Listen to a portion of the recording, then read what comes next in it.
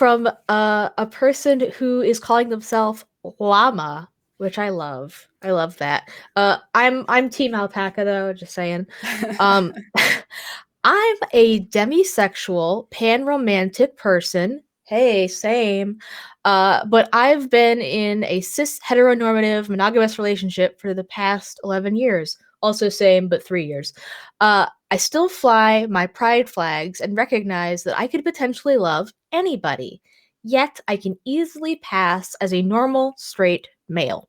Is it wrong of me to still identify as queer?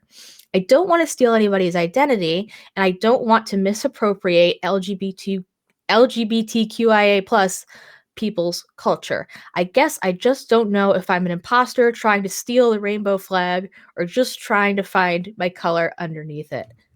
Llama, I feel like we're all gonna just say, no, dude, you do you, but I'll let everybody else talk now. Well, spoiler alert, I think that's going to be the direction this goes. Yeah. But also, can I just say, like, beautifully written. That last line was like, it touched me. We're all trying to find our colors. Right? I love it. Hanna, what are your thoughts here?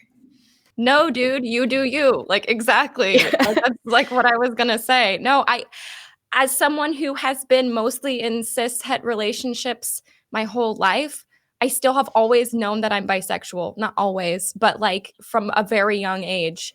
And I have struggled with this before. And you're not stealing anyone's identity. It's your identity. If that's what you say it is and how you feel. No, we're happy to have you.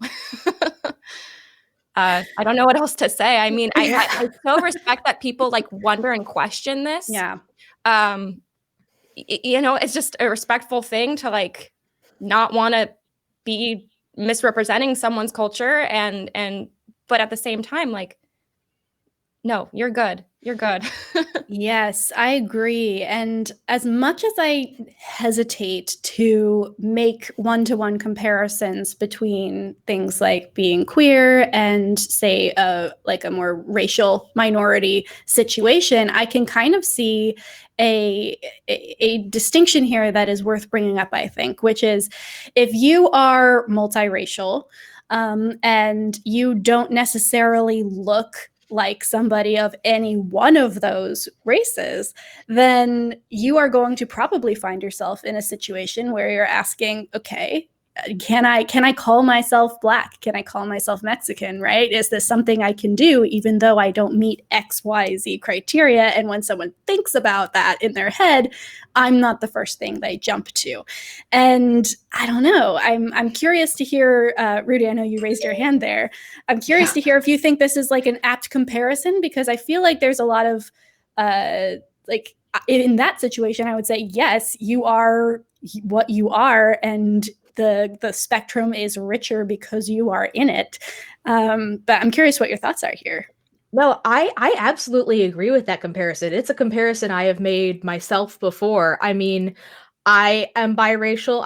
In fact, I have my best friend is also multiracial, and she is white passing, but she does not identify as white.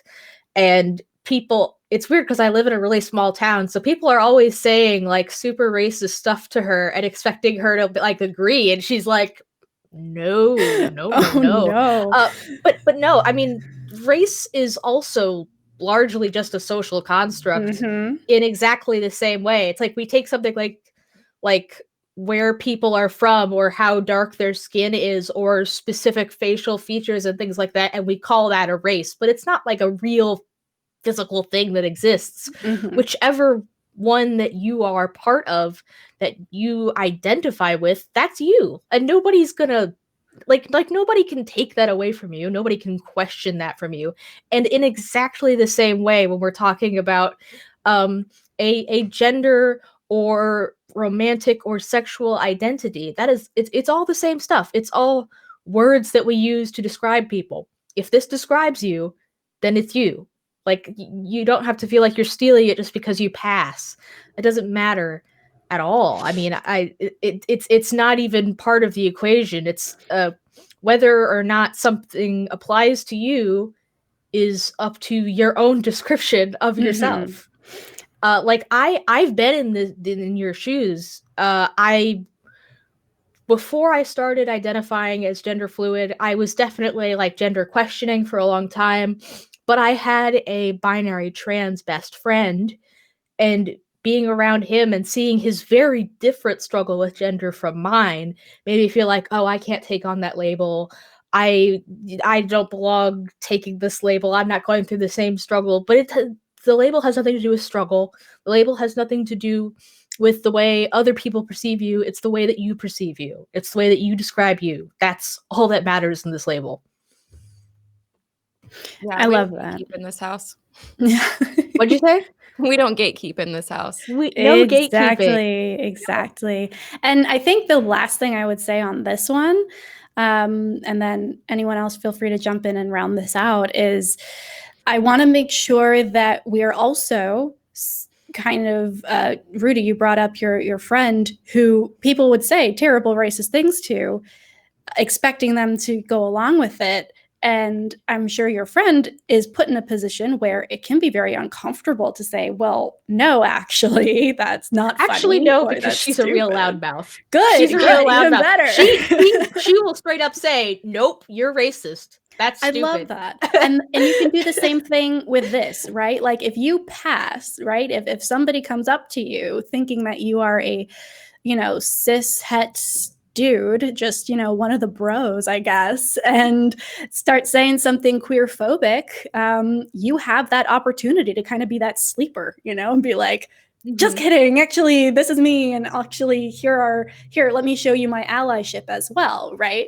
And so there is an opportunity here for you, not only to find this community yourself, but I found for me, I also pass if I want to, sometimes when I don't want to, which is frustrating, and I find myself in similar situations where I'm like, hey, you think that you can talk to me as a, one of the girls, and I'll talk to you about it, but I'm going to give you a perspective you did not expect.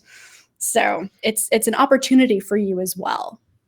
Yeah, there's something magical about the passing privilege of, people get to know you, people who might be queer-phobic, and they get to know you as this whole well-rounded, wonderful person, and then they say something not okay, and you're like, psych, I'm queer, and then their mind is blown. They're like, wait, but I like you. So yeah, wonderful. That is a powerful feeling. It feels like somebody just asked for the manager, and you get to say, actually, I'm the manager. Yes, oh my goodness. I love that analogy. That is perfect. Yeah. I hope that helps, Llama. And thank you for being conscientious about it, because, yeah, like Hanna said, this is a good place to come from. And now we like to give it back and say, yes, you are valid, you are here, welcome to the community, and we're happy to have you.